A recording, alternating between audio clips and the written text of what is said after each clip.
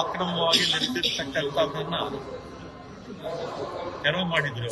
ಅದ್ರ ಬಗ್ಗೆ ಕ್ಯಾಬಿನೆಟ್ ಅಲ್ಲಿ ಏನ್ ಡಿಸ್ಕಷನ್ಸ್ ಏನಾಗಿಲ್ಲ. ಇದಕ್ಕೂ ಹಿಂದೆ ಅಲ್ಲಿ ನಮ್ಮ ಮುಖ್ಯಮಂತ್ರಿಗಳು ಡಿ ಕೆ ಶಿವಕುಮಾರ್, ಜಮೀರ್ ಅಹಮದ್ ಅವ್ರನ್ನ ಅಲ್ಲಿ ಕಳಿಸಿದ್ರು. ಆಮೇಲೆ ಈ ರೀತಿ ಅಕ್ರಮ ಬಡಾವಣೆಗಳು ಬೇಕಾದಷ್ಟು ಇದೆ ಬೆಂಗಳೂರಲ್ಲಿ.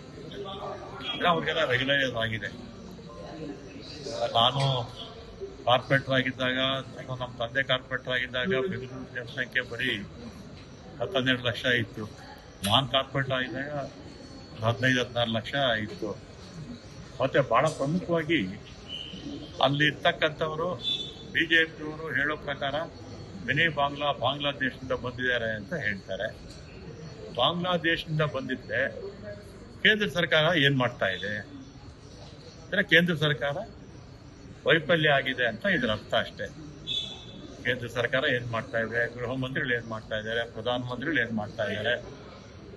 ಇದರಿಂದ ಬಾಂಗ್ಲಾದೇಶ ಏನಾದ್ರು ಇದ್ರೆ ಅಲ್ಲಿ ತಕ್ಷಣ ಗಡಿಪಾರ್ ಮಾಡಿ, ಅಥವಾ ಗಾಂಧಿ ಅವ್ರು ಏನಾದ್ರು ಬಾಂಗ್ಲಾದೇಶ ಆಗಿದ್ರೆ ಜೈಲಿಗೆ ಹಾಕಲಿ, ಯಾರೇನು ಅಡ್ಡಿ ಮಾಡೋದಿಲ್ಲ. ಇದನ್ನ ಬಿಜೆಪಿ ಅವರು ರಾಜಕಾರಣವಾಗಿ ಉಪಯೋಗಿಸ್ತಾರೆ. ಅವ್ರು ಏನಂದ್ರೆ ಅಲ್ಲಿದ್ದವ್ರು ಬಹುತೇಕ ಹೆಚ್ಚು ಮುಸ್ಲಿಂ ಸಮುದಾಯದವರು ಅಂತ ಅವರು ವಿರೋಧ ಮಾಡ್ತಾ ಇದ್ದಾರೆ ಅಷ್ಟೇ. ಸರ್, ಕೇಂದ್ರದಿಂದ ಪಟ್ಟಿ ಕೇಳಿದ್ದಾರೆ, ಎಷ್ಟು ಜನ ತಮ್ಮ ರಾಜ್ಯದಲ್ಲಿ ಇದ್ದಾರೆ ಅನ್ನೋದು. ರಾಜ್ಯ ಸರ್ಕಾರಕ್ಕೆ ಏನಾದ್ರು ಮಾಹಿತಿ ಇದೆಯಾ ಸರ್?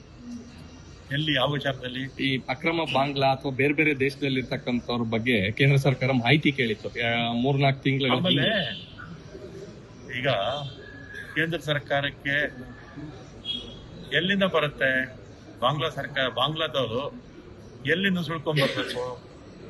ಅಕ್ಕಪಕ್ಕ ರಾಜ್ಯಗಳು, ಅಲ್ಲೆಲ್ಲ ಬಹುತೇಕ ಎಲ್ಲ ಕಡೆ ಕೂಡ ಬಿಜೆಪಿ ಸರ್ಕಾರಗಳೇ ಇದೆ. ಮತ್ತೆ ನಮ್ಮ ಮಿಲಿಟರಿ ಅಲ್ಲಿ ಯಾವ ನುಸುಳ್ಕೋರನ್ನು ಕೂಡ ಬರದಾಗೆ ನೋಡ್ಕೊಳ್ಳುವಂತ ಜವಾಬ್ದಾರಿ ಕೇಂದ್ರ ಸರ್ಕಾರದ ಮೇಲಿರುತ್ತೆ.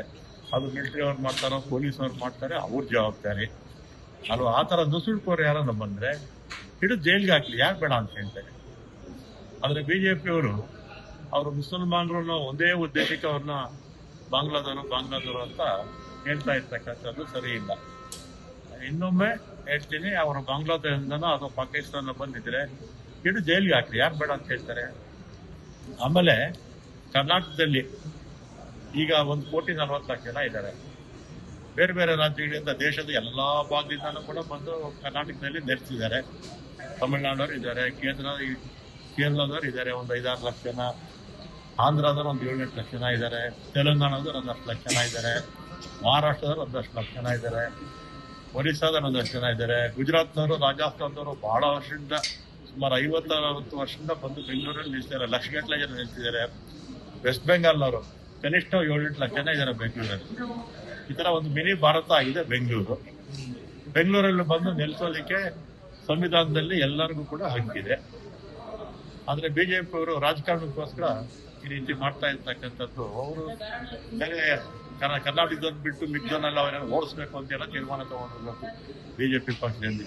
ಮೊದಲು ನಾವೆಲ್ಲ ಕೂಡ ಭಾರತೀಯರು ಅನ್ನೋದು ಅರ್ಥ ಮಾಡ್ಕೋಬೇಕು. ಶಾಸಕರು, ಬಿಜೆಪಿ ಮುಖಂಡರು ಎಲ್ಲ ಕೂಡ ಏನೋ ಮಾತಾಡ್ತಾರೆ. ಆಮೇಲೆ ಅವರು ಬೆಂಗಳೂರು ಸುತ್ತಲೂ ಶಾಸಕರು ಬೇಕಾದಷ್ಟು ಜನ ಬಿಜೆಪಿ ಶಾಸಕರೇ ಇರೋದು. ಬಿಜೆಪಿ ಶಾಸಕರು ಅವ್ರು ಯಾರು ಸೈಟ್ಗಳು ಕೊಟ್ಟಿದ್ದಾರೆ, ಯಾರು ಮನೆ ಕೊಟ್ಟಿದ್ದಾರೆ? ಆದ್ರೆ 1000 ಎಕರೆ ಅವ್ರ ಪಕ್ಷದ ಕಾರ್ಯಕರ್ತರಿಗೆ ಕೊಟ್ಟಿದ್ದಾರೆ. 1000 ಎಕರೆ ಕೊಟ್ಟಿದ್ದಾರೆ, 1-2 ಎಕರೆ ಇಲ್ಲ. 1000 ಎಕರೆ ಜಮೀನನ್ನ ಬೆಂಗಳೂರು ಸುತ್ತಲೂ ಇರ್ತಕ್ಕಂಥ ಬಿಜೆಪಿ ಶಾಸಕರು ಅವರ ಪಕ್ಷದ ಕಾರ್ಯಕರ್ತರಿಗೆ ಲ್ಯಾಂಡ್ ಗ್ರಾಂಟ್ ಕಮಿಟಿ ಮುಖಾಂತರ ಕೊಟ್ಟಿದ್ದಾರೆ. 1000 ಎಕರೆ, ಅದಲ್ಲ ಎಷ್ಟೋ ಲಕ್ಷ ಕೋಟಿ ಆಗುತ್ತೆ ಆ ಜಮೀನ್ ಮೇಲೆ.